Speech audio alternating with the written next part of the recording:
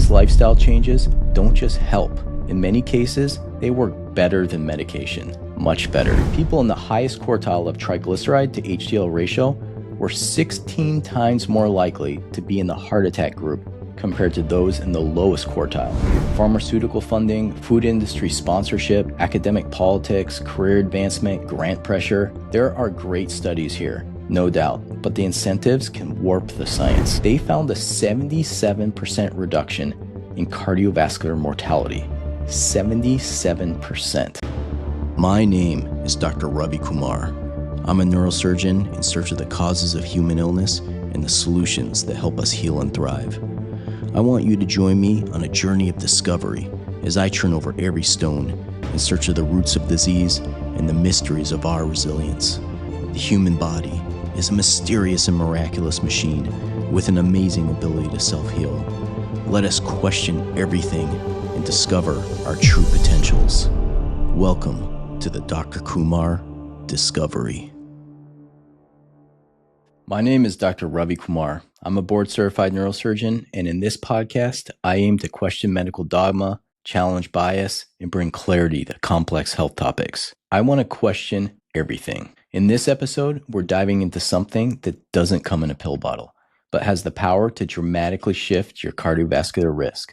I'm talking about lifestyle, the way you live, what you eat, how you move, how you navigate the world. All these things can change your risk of heart disease more than you'd ever realize. In medicine today, we're often trained to think in terms of prescriptions. What drug can we use to fix a problem? But we rarely stop to ask more fundamental questions, like how can we live in a way that prevents the problem from happening in the first place? And here's the surprising part. These lifestyle changes don't just help. In many cases, they work better than medication, much better. And just a quick disclaimer before we go any further. I'm a medical doctor, but I'm not your doctor. This podcast is for informational purposes only. It's not medical advice and shouldn't be used to diagnose or treat any condition. My goal is to give you the most honest and unbiased perspective I can, so you can take that knowledge, bring it to your own healthcare provider, and figure out the best strategy for your health goals. Okay, let's kick off this conversation about lifestyle changes with diet. Remember that back in the middle of the 20th century, a researcher named Ancel Keys was traveling through the Mediterranean shortly after World War II.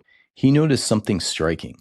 People there seemed healthier. They lived longer and had fewer heart problems than people in the United States. He figured their diets had something to do with it. They were eating anchovies, olives, legumes, lots of vegetables, whole grains, and a generous amount of olive oil, which is rich in monounsaturated fat. So Keys came up with a hypothesis. Maybe the key to their health was that they ate less saturated fat. To prove it, he launched the now famous 7 countries study. We talked about that in episode 1. If you haven't heard it yet, you should go back and give it a listen. It's a fascinating story about how well-meaning hypotheses can veer off course. Because Keys in the end was wrong. He saw an association and ran with it, but it was the wrong story. And that can happen, especially when you're committed to proving a hypothesis instead of testing it. But here's the thing. His initial observation that Mediterranean populations were healthier and lived longer was actually accurate. That part holds true even today. People in that region who follow their traditional diet and lifestyle still enjoy remarkable longevity and vitality into old age. So what makes that lifestyle so powerful? If you take a step back and just use common sense, it becomes pretty clear. Back then, and to some extent still today, those communities hadn't jumped on the industrial processed food bandwagon like much of the Western world has. Food was deeply tied to culture. Meals made from whole unprocessed ingredients, legumes, vegetables, whole grains, mutton, chicken, anchovies, local cheeses, and olive oil weren't health fads. They were just part of everyday life. And there wasn't an incentive to trade those foods for cornflakes or packaged cookies. Meanwhile, in the US, the industrialization of food and farming had led to a different kind of progress. Convenience became king. Traditional ways of living, including cooking from scratch, using local dairy, and growing food, started disappearing. In their place came processed foods, industrial fats, and heavy doses of marketing to tell families that boxed meals and synthetic foods were the modern way forward. That's where the real divergence came. The US embraced productivity and convenience at the expense of tradition and health. So that's the big picture view. A lot of it just makes sense. But of course, science wanted a single explanation, something measurable, something you could bottle or prescribe. And that's the thing with science. We often want to find that one ingredient that explains everything. If a certain plant seems to offer a health benefit, the instinct is to drill down, isolate that one active compound, and turn it into a pill. And sometimes that works. Aspirin, for example, came from willow bark and gave us salicylic acid, a powerful anti-inflammatory and antiplatelet drug. But many times, especially when it comes to human health and longevity, the truth is messier. It's multifactorial. It's about synergy, how diets, movement, sleep, stress, culture, and community all come together. Still, researchers focused in. One major idea that emerged studying the Mediterranean lifestyle was that maybe it's the olive oil. And that's not a crazy theory. People in that region weren't using seed oils. They were using olive oil. And olive oil, especially the extra virgin kind, is packed with polyphenols, plant compounds with antioxidant and anti-inflammatory properties. These are all found in unrefined, high-quality olive oils and may play a role in reducing oxidative stress and inflammation, both of which are central to heart disease. So researchers started asking, what happens when people consume olive oil all on its own? Well, they studied it in a trial called the Urolive trial. For example, in this study, 200 healthy men consumed about 2 tablespoons of olive oil per day for 3 weeks. The olive oils had similar fat profiles, but different levels of polyphenols. The result? The high polyphenol oil nudged HDL up and lowered oxidized LDL. In simpler terms, the compounds in that olive oil helped make cholesterol a little less damaging and a little more protective. And then there was a meta-analysis of 26 trials comparing high versus low polyphenol olive oil. It found that the high polyphenol versions reduced markers of lipid oxidation and bumped up HDL cholesterol by a couple of points. Some people also saw modest improvements in blood pressure and inflammation. Smaller feeding studies have backed this up, showing that olive oil can make LDL particles more resistant to oxidation, which makes them less likely to trigger atherosclerosis. But here's the key point. No trial has tested olive oil against hard endpoints like heart attacks or strokes. So while olive oil clearly has health-promoting compounds, and it's a far better choice than industrial seed oils, the most dramatic health benefits we've seen have come from trials that looked at the whole Mediterranean diet. Hey guys, I hope you're enjoying this episode so far. I want to ask you for a quick favor. If you wouldn't mind, please leave a comment on whatever platform you're listening to this on, and please share this podcast with your friends and family. This will make a huge difference in the reach and impact of this podcast. This journey of discovery that I'm on is a journey I want to take with as many people as possible, and I'm completely reliant on partnership with you to make that happen. So thank you for joining me, and let's make this happen. So let's talk about the actual clinical trials on the Mediterranean diet as a whole, starting with one of the most important early ones, the Lyon Diet Heart Study. Now, the Mediterranean diet has gotten a lot of attention over the years, and for good reason. It's not just good for your heart, it's good for your overall health. And unlike many popular diets, it's not low fat. In fact, it's relatively high fat. Around 35% of total calories on the Mediterranean diet come from olive oil. Saturated fat is still under 10%, but this is far from the low-fat diets that were being pushed by the American Heart Association at the time. So after years of observational studies suggesting this way of eating might be protective, researchers finally put it to the test in a proper randomized controlled trial. In the late 1990s, they launched the Lyon Diet Heart Study. It included just over 600 patients from southern France, all of whom had already had heart attacks. These were high-risk individuals. They were then randomized into 2 groups. One group followed a Mediterranean diet rich in olive oil, fruits, vegetables, legumes, whole grains, nuts, and a little red wine. And the other group followed what they called a prudent Western diet, which was lower in total fat but higher in polyunsaturated fats from seed oils and higher in refined carbohydrates. And then they followed them for 4 years. What they found was pretty extraordinary. The group that ate the Mediterranean diet had a 72% relative reduction in the combined risk of cardiac death or non-fatal heart attacks compared to the Western diet group. Now, 72% sounds huge, and it is, but it's important to understand what that really means. In terms of absolute risk reduction, it worked out to be a 2.8% risk reduction per year, or 11.3% over 4 years. In other words, for every 9 people who adopted the Mediterranean diet, 1 major cardiac event, either death or heart attack, was prevented. That's leagues better than any medication we prescribe for heart disease. And here's something just as important. People actually stuck with it. We've all seen diets that promise the world, but are nearly impossible to sustain. Whether it's calorie counting, carb elimination, or something more extreme, the hard part is always inconsistency. But in this trial, by the end of 4 years, 93% of people who started the Mediterranean diet we're still eating that way. That says a lot, not just that the diet works, but that it's enjoyable and realistic. It fits into people's lives, it tastes good, and it's sustainable. So this was the first real clinical trial to show that a Mediterranean-style diet could dramatically reduce the risk of cardiovascular events. And from here, the research only grew. After the Lyon diet heart study, the next big question was, can the Mediterranean diet help people before they've had a heart attack? That's exactly what the PREDIMED study set out to answer. In the early 2000s, researchers in Spain launched this large-scale clinical trial to see if the Mediterranean diet could prevent cardiovascular events in people who were high risk but hadn't yet had a heart attack or stroke. They enrolled over 7,000 participants and randomized them into 3 groups: a Mediterranean diet supplemented with extra virgin olive oil, and it was a liter of olive oil per week; a Mediterranean diet supplemented with about 30 grams of nuts per day; and the third group was a control group advised to follow a low-fat diet, something similar to what the American Heart Association recommended. These participants were followed for an average of 4.8 years, though the study had been originally designed to run for 6 years. Why did they stop it early? Because they thought the results were so clear that it was no longer considered ethical to keep the third group on the low-fat diet. So what did they find? Both Mediterranean groups, whether supplemented with olive oil or nuts, had about a 30% relative risk reduction in major cardiovascular events compared to the control group. The number needed to treat was 65, meaning you'd need to put 65 high-risk people on a Mediterranean diet for about 5 years to prevent one major cardiovascular event. And here's what's important. This was just food, a whole food-based diet with no significant side effects. Unlike medications like statins, this intervention came with improvements in quality of life, not trade-offs.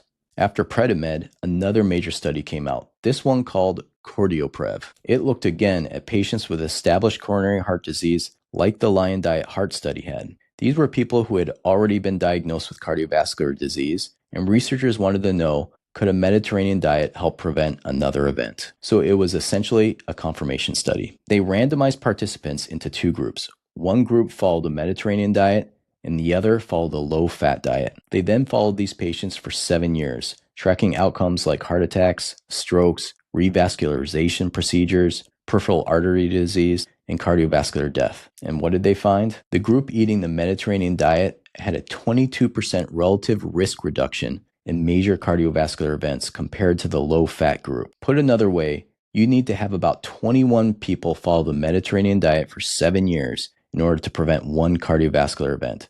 That's a pretty meaningful impact, especially considering we're talking about food, not pharmaceuticals. So now we have 3 major clinical trials, each building on the last. The Lyon diet heart study showed powerful benefits for people after a heart attack. PREDIMED showed that high-risk individuals who hadn't had an event yet could still cut their risk by following a Mediterranean diet. And CORDIOPREV confirmed that even people with established heart disease could reduce risk with the same approach. At this point, it's hard to argue with the evidence. The Mediterranean diet consistently shows a real and measurable benefit when it comes to cardiovascular risk. And unlike most medical interventions, this one comes with side benefits, not side effects. Now, to be clear, the Mediterranean diet isn't a magic wand. It's not a cure for cardiovascular disease. But what it is, and this matters, it's a way of eating that carries virtually zero risk, no real side effects, and offers significant benefits for heart health, metabolic function, and overall well-being. But here's a key question.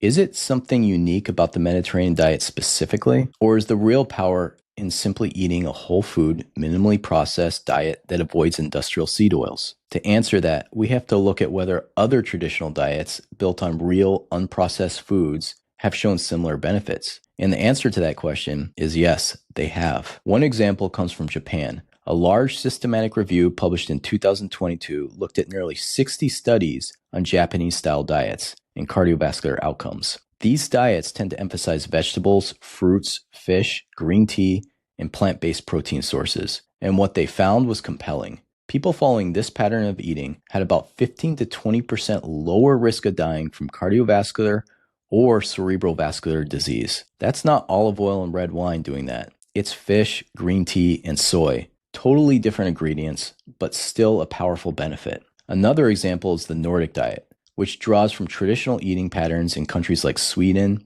Denmark, and Finland. This diet emphasizes whole grains like rye, oats, and barley, berries and root vegetables, legumes, nuts, cruciferous vegetables, and fish. A meta-analysis that includes 15 cohort studies and 6 randomized control trials found that adherence to the Nordic diet was associated with a 7 to 19% reduction in cardiovascular events. Again, we're talking about diets made up of whole, unprocessed foods, no ultra-processed junk, no industrial oils, just real food grounded in culture and tradition. So whether it's the Mediterranean, the Japanese, or the Nordic diet, the theme is clear. Traditional whole food diets rich in healthy fats and nutrient-dense foods consistently show benefits for heart health. One personal experience that really shaped how I think about diet and health came during my time as a Peace Corps volunteer in Panama. I was fresh out of college when I enlisted in the Peace Corps.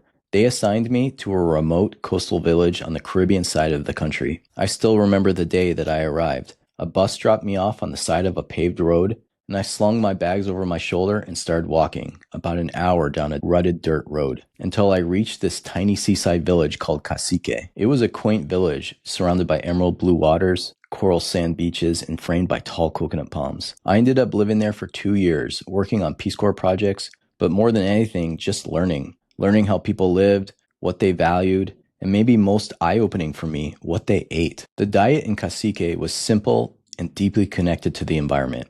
These were people who lived right next to the sea. Most of their calories came from fish and shellfish that they harvested themselves, and from coconuts, which are loaded with saturated fat and grew all over the village. And here's the thing, they were super healthy. Their teeth were perfect. I mean, you've never seen smiles like that. Pearly white, not a single cavity. They were lean and active and fit. I saw more six-packs walking around that village than I'd ever seen in a gym. And here's where it really struck me. Whenever I left the village, walked out that rutted dirt road to the paved road, and took a bus to more developed areas, I saw something completely different.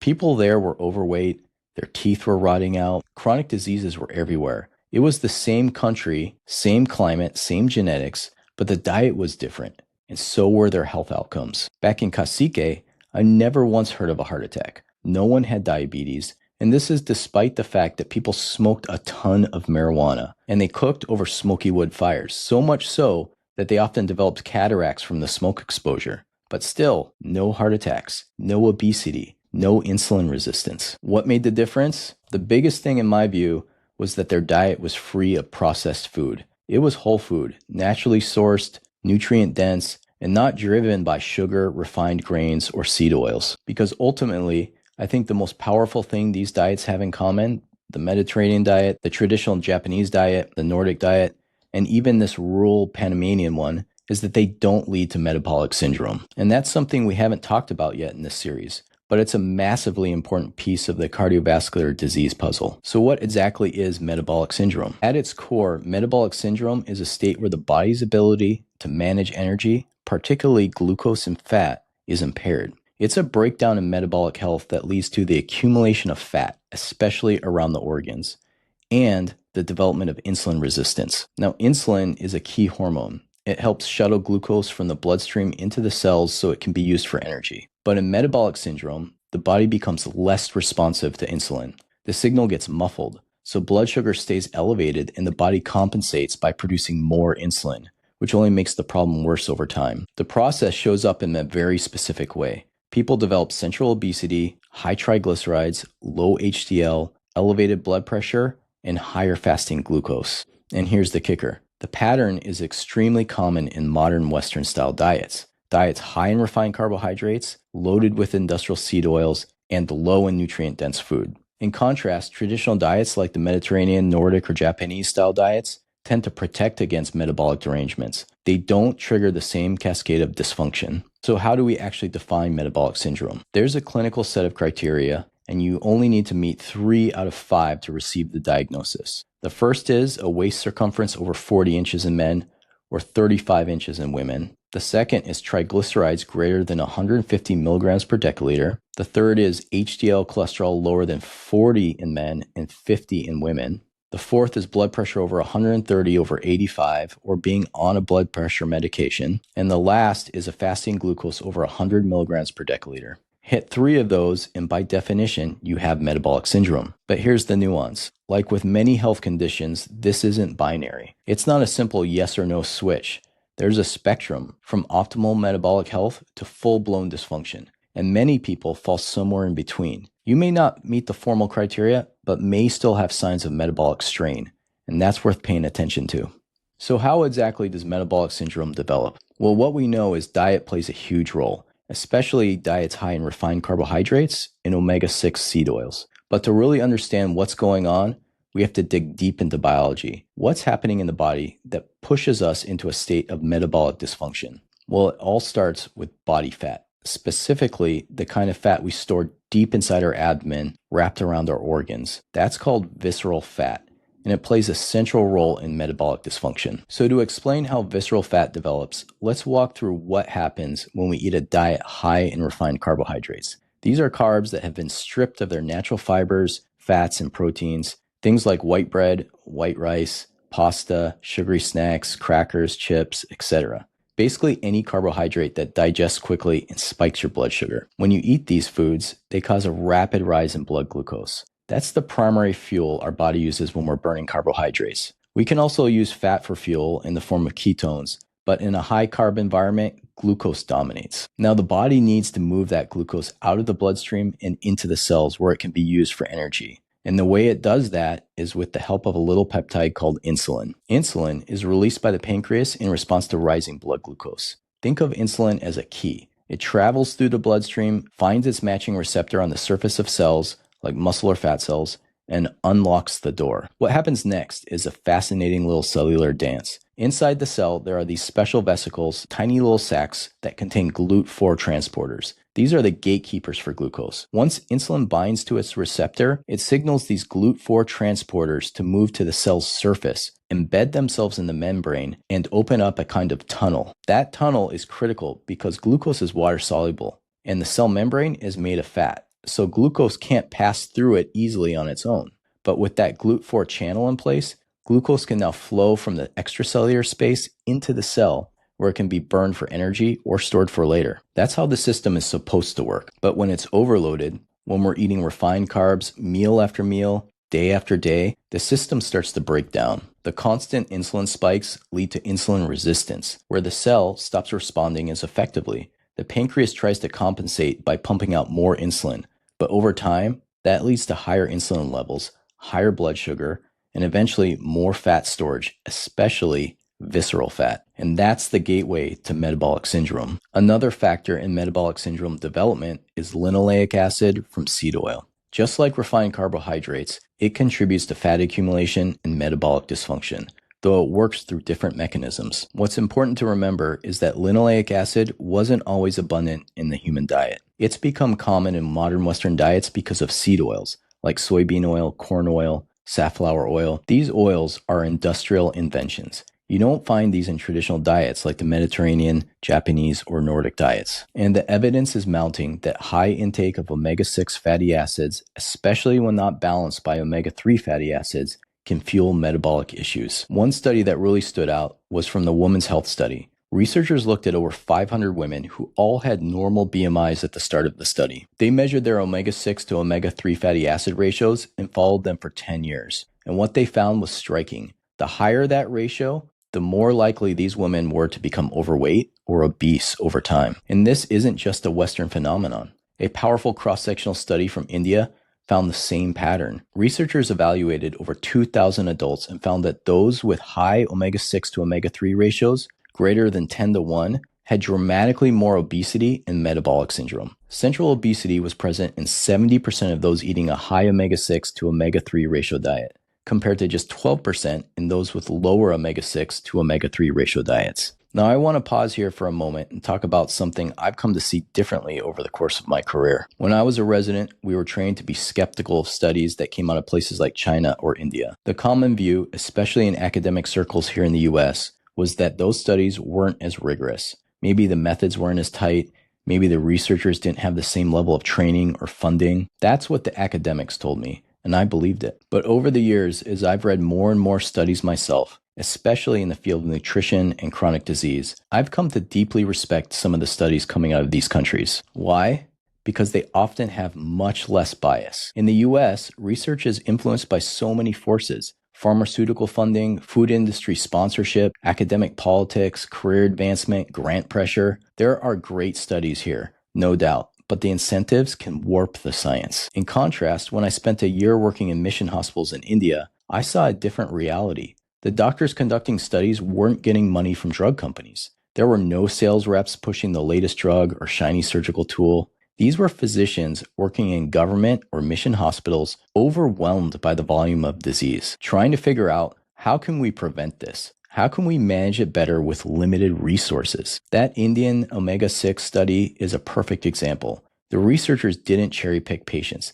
They just walked door to door using voter rolls and signed up participants. No food company sponsorship, no pharmaceutical ties, just physicians doing clean, unbiased work to understand the root of chronic disease. And what they found is deeply consistent with what we're seeing in Western populations. A high omega-6 to omega-3 ratio is strongly linked to obesity, insulin resistance, and metabolic syndrome. This is the kind of insight we need to be paying more attention to because it's pointing us towards something fundamental about human biology, and it's doing it without bias. So why does increasing seed oil intake, specifically omega-6 fats like linoleic acid, contribute to metabolic problems? One explanation involves a fascinating pathway in the body called the endocannabinoid system. You've probably heard the word cannabinoid before. It's related to cannabis for marijuana. The reason marijuana affects the human brain the way it does is because it activates the very endocannabinoid system that we're talking about here. But we didn't evolve to respond to marijuana. Marijuana evolved to affect us. Plants like cannabis develop these psychoactive compounds, cannabinoids, as a defense mechanism. By interacting with the brains of mammals who might eat them, they cause drowsiness, apathy, and intoxication. In effect, cannabis became less appealing to herbivores by hijacking their biology. But long before the first person ever smoked a joint, we already had this system in place. The endocannabinoid system is built into mammals. It plays a major role in regulating appetite, energy storage, mood, and inflammation. It includes two main receptors, CB1 and CB2, which are found throughout the brain, liver, fat cells, and other tissues. Now here's where it connects to our modern diet. Linoleic acid, the primary omega-6 fat in seed oils, is metabolized in the body into arachidonic acid.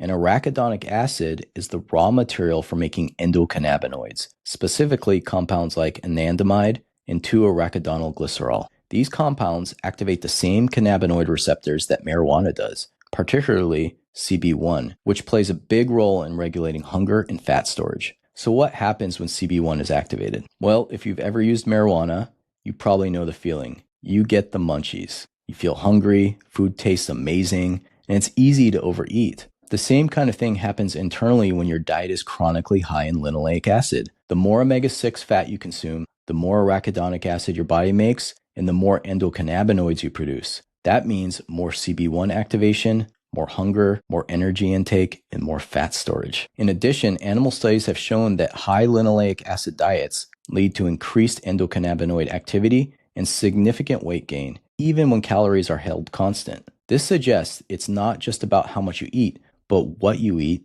and how it changes your biology. So this is one of the mechanisms by which linoleic acid is thought to promote adiposity, which is just a fancy word for fat accumulation, and why it may be a driver of metabolic syndrome in modern diets. Another thing to consider, something that's absolutely critical, is what happens as you start gaining weight, especially around your midsection. Visceral fat, the fat that accumulates deep in the abdomen around your internal organs, isn't just an inert energy reserve. It's biologically active. In fact, it behaves like an endocrine organ, meaning it produces hormones and signaling molecules that affect how your entire body functions. One of the things visceral fat does is convert testosterone into estrogen. This process is called aromatization. Now, both men and women have testosterone and estrogen. It's just that men typically have more testosterone and less estrogen, and women the opposite. But when visceral fat accumulates, it ramps up the conversion of testosterone into estradiol, a potent form of estrogen. Estradiol then binds to a receptor called estrogen receptor beta, which does something really important and problematic. It downregulates the transcription of GLUT4, the glucose transporter that allows sugar to enter your muscle cells. So now, even if you're producing insulin, and even if that insulin is trying to do its job, your cells aren't expressing enough GLUT4.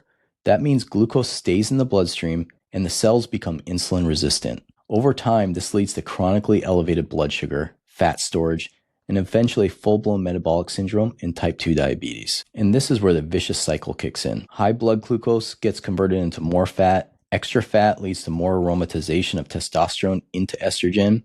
And in men, this often shows up as lower testosterone levels, belly fat, gynecomastia, that's breast development in men, reduced sex drive, and loss of muscle mass. It's a hormonal shift that visibly changes the body, and it's driven by visceral fat. So in the big picture, metabolic syndrome is really a state of energy dysfunction. The body's ability to use and store energy becomes deranged. It's a complex system, but once it's set in motion, it becomes a self-reinforcing cycle. And breaking that cycle is key to reversing metabolic syndrome and lowering cardiovascular risk. So how does metabolic syndrome actually lead to cardiovascular disease? Well, at the center of it all is insulin resistance, where muscle and liver cells stop responding effectively to insulin. As a result, the pancreas keeps producing insulin in an attempt to control rising blood sugar levels. And that chronically elevated insulin starts a cascade of metabolic changes that ripple through the entire body. One of the places where this has a huge impact is the liver.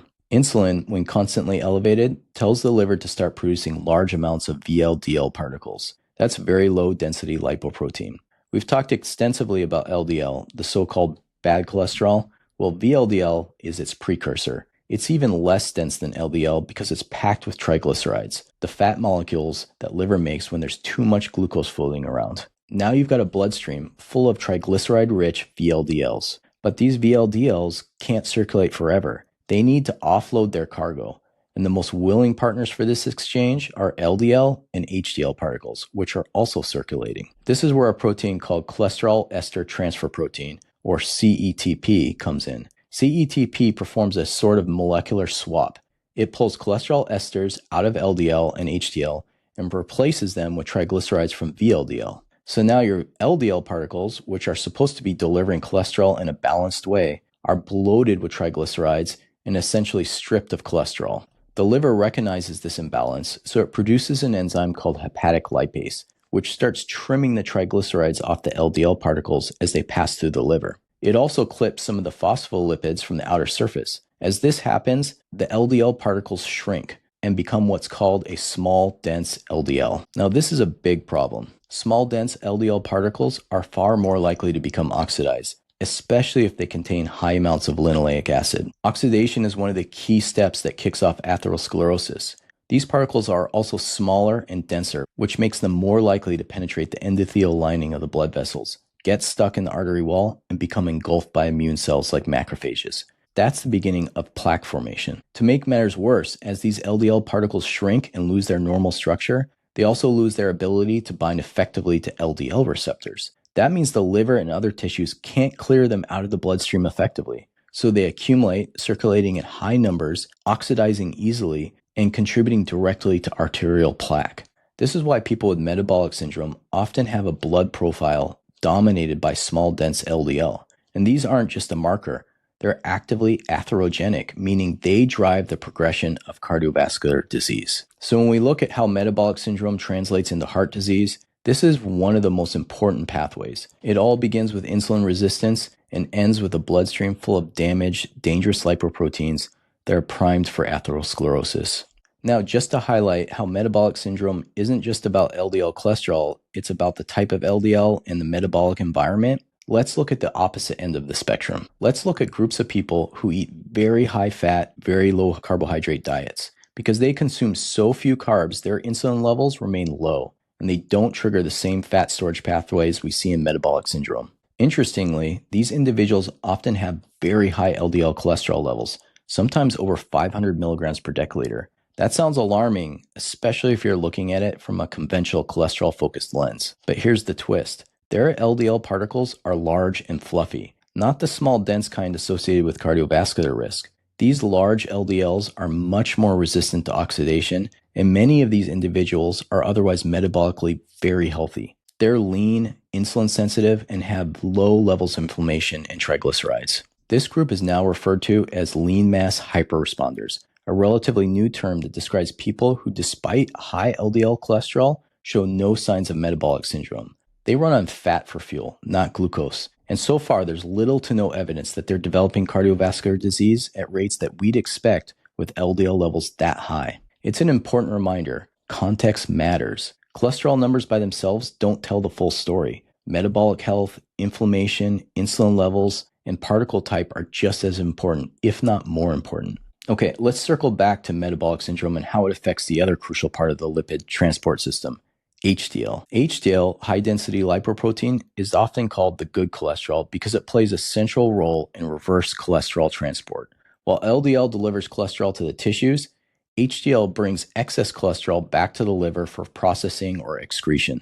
That back and forth exchange is essentially for maintaining healthy cholesterol balance in the body. But in metabolic syndrome, things go sideways. As we discussed earlier, the liver floods the bloodstream with VLDL particles full of triglycerides. These VLDLs need to offload their cargo, so they use that molecule CETP to trade triglycerides for cholesterol esters with HDL as well, just like it did with LDL. The result, HDL becomes bloated with triglycerides. When HDL is overloaded like this, the liver flags it as dysfunctional and rapidly clears it from the bloodstream. That leads to low HDL levels, which is one of the hallmark signs of metabolic syndrome. And it's not just the number that matters. These HDL particles become functionally impaired. They can no longer effectively remove cholesterol from tissues or return it to the liver. The reversed cholesterol transport system breaks down. So now, in metabolic syndrome, you've got more small, dense, oxidized LDLs and less functional HDL, a perfect storm for the development of cardiovascular disease. So is there a simple way to measure metabolic syndrome? Something you can actually ask your doctor to look for on your blood work? The answer is yes. One of the best markers we have is something called the triglyceride to HDL ratio. Now, this isn't something you usually hear about. Most people are told to focus on total cholesterol, LDL, HDL,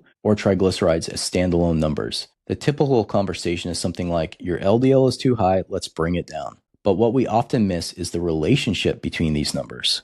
And this is where the triglyceride to HDL ratio comes in. Multiple studies have shown that individual LDL measurements on their own often have limited predictive value when it comes to actual cardiovascular events. But when you look at the ratio of triglyceride to HDL, you get a much clearer picture, especially in terms of identifying metabolic dysfunction and heart attack risk. One study in particular looked at 340 patients who had just experienced a heart attack and compared them to 340 matched controls, people who had similar characteristics but hadn't had a heart attack. This type of research is called a case control study, and it's designed to uncover differences in clinical markers between those who get a disease and those who don't. And what they found was striking. People in the highest quartile of triglyceride to HDL ratio were 16 times more likely to be in the heart attack group compared to those in the lowest quartile. 16 times.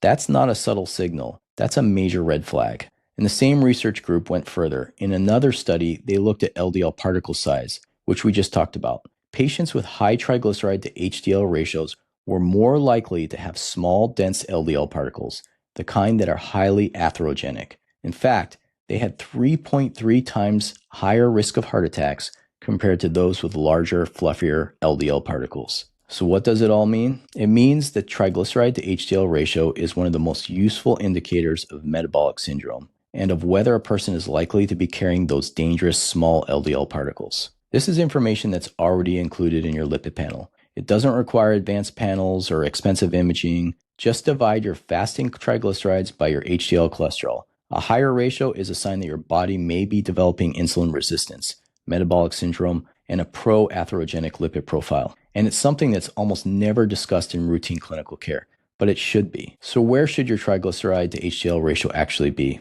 Across multiple large studies from Brazil, China, Korea, the US, and Europe, there's a clear pattern.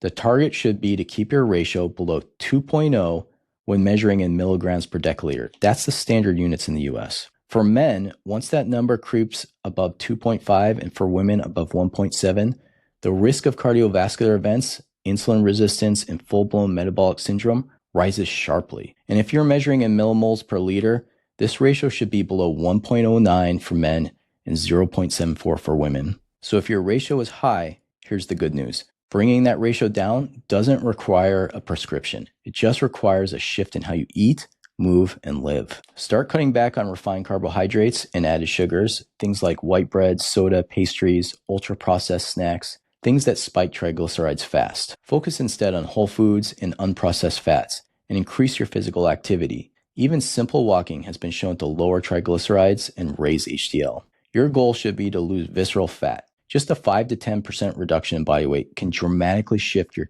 triglyceride to HDL ratio and improve insulin sensitivity. And also be mindful of alcohol. Even moderate drinking can spike triglycerides, especially if you're already on the edge metabolically. If you're not checking your triglyceride to HDL ratio, you might be missing one of the most actionable and predictive markers of metabolic health.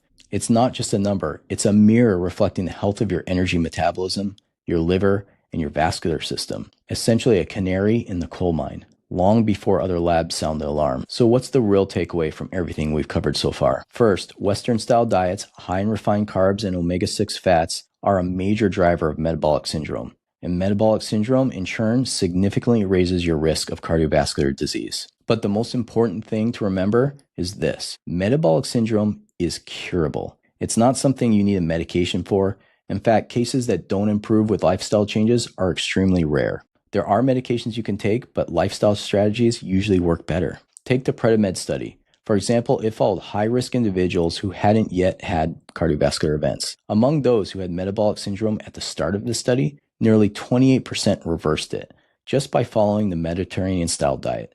No drugs, no surgery, just food. So yes, diet plays a central role. But as powerful as food is, there's something else, something even more important, that has an incredible impact on your ability to prevent, treat, and completely reverse metabolic syndrome. This incredible secret I'm talking about is walking. Walking is something we've done since the beginning of our species. It's not just movement, it's innate to being human. The upright gait, this ability to walk on two legs, is one of the defining features of Homo sapiens. And while we often take it for granted, walking is deeply tied to our ability to thrive. It's hard to explain in purely mechanical terms, but when we stop walking, we start declining. And when we walk, we live. We heal, we balance, we activate the systems in our body that keep us well. I've seen this time and time again in my surgical practice. I operate on the brain and spine, and if a patient is awake and able to move the day after surgery, I want them up and walking because the entire healing process accelerates when the body is in motion. And this isn't unique to neurosurgery. Across nearly every surgical specialty, walking improves recovery. One study showed that patients who walked soon after surgery consistently left the hospital earlier. Whether the operation was on the abdomen, the leg, the spine, or the head, it didn't matter. Walking helped. The act of walking stimulates circulation, reduces inflammation, and activates all sorts of homeostatic processes that help the body resynchronize and recover. But it's not just about recovery from injury. It's about overall and metabolic health too. If we look at populations around the world that have almost no metabolic syndrome, they don't just eat better, they move more. People in traditional cultures who follow Mediterranean or Japanese style diets also tend to walk as part of their daily life. They don't rely on cars for every errand. They walk to the store, to visit friends, to the fields, to the market, wherever. They go walking. This is something Dan Buettner discovered when he studied the blue zones, those unique regions around the world where people routinely live into their 90s and 100s in remarkably good health. He found that in every one of these communities, people walked everywhere. It was built into their environment and their routine. And this walking wasn't just exercise in the formal sense. It wasn't steps logged on a fitness tracker. It was simply how they lived, and it turned out to be one of the key reasons these populations had low rates of chronic disease and high rates of longevity. So while we talked about diet and its role in metabolic health, walking deserves just as much attention because walking isn't just movement, it's medicine. And in many ways, it may be the most natural and powerful antidote we have to metabolic dysfunction. And this isn't just anecdotal. We see this pattern in clinical trials. Take the Diabetes Prevention Program, or DPP. This was a large randomized trial involving over 3,000 participants, all at risk for diabetes and metabolic syndrome. They were divided into three groups. One received intensive lifestyle intervention, including at least 150 minutes of physical activity per week, mainly brisk walking. The second group received metformin, a common diabetes drug, and the third group received no intervention, just usual care. At the start of the study, about half of the participants already had metabolic syndrome. And what happened over 3 years was telling. In the placebo group, the percentage of people with metabolic syndrome increased from 55% to 61%. In the metformin group, it barely changed. They increased from 54% to 55%. But in the lifestyle group, the one that focused on walking and dietary changes, the prevalence of metabolic syndrome actually dropped from 51% to 43%. That's an 8% absolute reduction, and it translates into a 1 in 6 people curing metabolic syndrome just by participating in the lifestyle program. So again, no pills, just walking, eating better, and sticking with it. In another study, researchers found that people who simply walked at least 4,500 steps per day had a 42% lower risk of insulin resistance, and that translated into about 1.3 fewer cases of diabetes per 100 people per year, just from modest walking. Those numbers may not sound flashy, but when scaled across a population, they're enormous. And they show that walking, this simple evolutionary movement we're built to do, is one of the most powerful tools we have to combat chronic disease. It improves blood pressure, helps with weight loss, lowers hemoglobin A1C levels, boosts aerobic capacity, and enhances metabolic flexibility. So when we talk about treating or reversing metabolic syndrome, yes, diet is essential, but movement is the activator. Walking turns on the healing machinery. It's primal, it's free, and it works. Walking also affects your arterial compliance. That's the ability of your arteries to expand and contract with each pulse of blood from your heart. When your arteries are stiff, your diastolic and systolic blood pressures rise. It becomes harder for your heart to pump blood efficiently, and your vascular system takes more strain. But here's what's amazing. Just 12 weeks of brisk walking, 30 to 45 minutes a day, has been shown to restore arterial flexibility to levels seen in people with healthy vascular systems. That means walking can literally improve your hemodynamics, lowering your blood pressure, and easing the workload on your heart. And here's probably my favorite study of all time. This is a massive study, a meta-analysis of 17 prospective cohort studies looking at over 226,000 people followed for 7 years. And this is what they found. For every 1,000 extra steps per day, people lowered their relative risk of dying from any cause by 15%. Now get this. When they compared the people who walked the least, under 4,000 steps a day, to those who walked the most, over 10,400 steps per day, they found a 77% reduction in cardiovascular mortality. 77%. That means people who walked the most were 77% less likely to die of heart disease than those who walked the least. And it didn't stop there. The benefit continued all the way up to 20,000 steps per day and kept going. There was no upper limit of benefit. The more steps people took, the lower their risk of dying became. Now imagine this wasn't walking.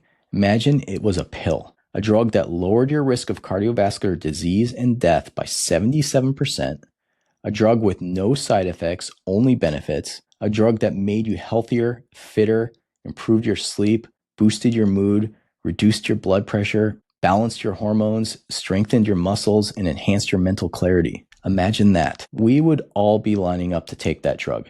We'd be popping it like candy. But the truth is, you don't need a prescription. That drug exists. It's free and it's available to everyone. It's called walking. The more you walk, the lower your risk of heart disease, stroke, diabetes, cancer, and early death. The more you walk, the longer you live. There's nothing else quite like it. Now let's just compare that to one of the most commonly prescribed drugs in the world, statins. In the 2012 Lancet Clinical Trialist Collaboration meta-analysis we talked about in the last episode, they found that for every 1 millimole per liter reduction in LDL, statins reduce relative risk of cardiovascular death by 13% over a 5-year period. So that's a 13% reduction with a medication that comes with a list of potential side effects: muscle pain, fatigue, diabetes, cognitive decline, cardiomyopathy, and many more. Now stack that up next to walking. Walking was associated with a 77% relative reduction in cardiovascular mortality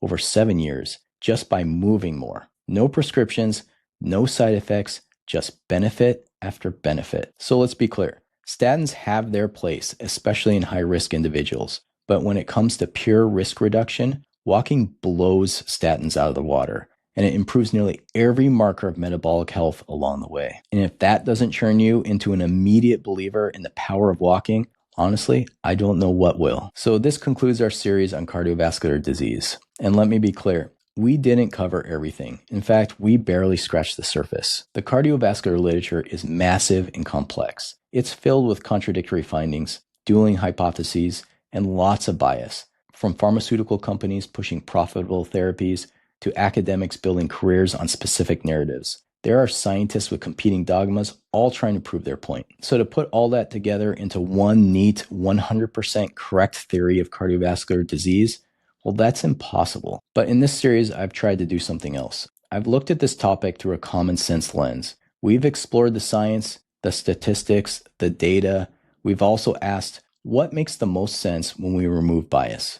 What lines up with how humans have always lived? What reflects the most likely reality if there were no money or notoriety to be made in this field? By blending peer-reviewed data with evolutionary logic, ancestral health patterns, and clinical insights, we've come closer, not to certainty, but to something more probable. So here's a quick recap of the whole series. In episode 1, we looked at saturated fat, how it was wrongly vilified in the mid-20th century, and how replacing it with trans fats created a complete cardiovascular disaster in our country. In episode 2, we dove into linoleic acid and industrial seed oils. We explored how the dramatic increase in omega-6 consumption skewed our omega-6 to omega-3 ratio, pushed our bodies into an oxidative state, and loaded our LDL particles with unstable fats that fuel arterial inflammation. In episode 3, we tackled LDL cholesterol, how it became labeled the bad cholesterol, even though it's essential to transporting fats and cholesterol to tissues for repair. We examined the injury response hypothesis, where LDL may only become harmful in the context of endothelial damage and oxidation. Episode 4 was all about statins, their modest, real benefit in high-risk patients, and their often downplayed side effects. We asked the question, is the benefit worth it, and in whom? And then in episode 5, we talked about interventions that are often more powerful than any pill, diet and lifestyle. We looked at the Mediterranean diet, the Japanese diet, and other traditional patterns that naturally protect against cardiovascular disease. We explored metabolic syndrome, what it is, how it drives atherosclerosis, and more importantly, how reversible it is. And finally, we ended with something both ancient and accessible, walking. We saw that walking isn't just a form of exercise, it's a metabolic regulator, a blood pressure modulator, and a longevity enhancer, and saw that there's no upper limit to walking's benefit. So what's the big picture? Cardiovascular disease is not inevitable. Metabolic syndrome is not permanent. There are powerful tools available to all of us, not hidden in a prescription pad, but in how we eat, how we move, and how we live. Walking, real food, along with sleep, sunlight, and stress management, these aren't alternative treatments. They're foundational. They're the roots of human health, and reconnecting with them might be the most important thing we can do, not just to prevent disease, but to live well. Now, we'll return to cardiovascular topics in the future, covering things like Lp(a), homocysteine, and other markers of metabolic risk. But this wraps up our focused 5-part series. Next, we'll begin a new journey. We'll dive deep into vitamin D, how it works, why it matters, and what the science really says about its role in immunity, inflammation, and longevity. So I hope you'll join me for that. And if you enjoyed this series, if it challenged you, taught you something, or even if you disagreed with parts of it, leave a comment. I welcome the discussion. That's how we learn, and that's how we move forward. Thanks so much for joining me on this journey of discovery. Thank you for listening, and I'll see you in the next episode. Cheers.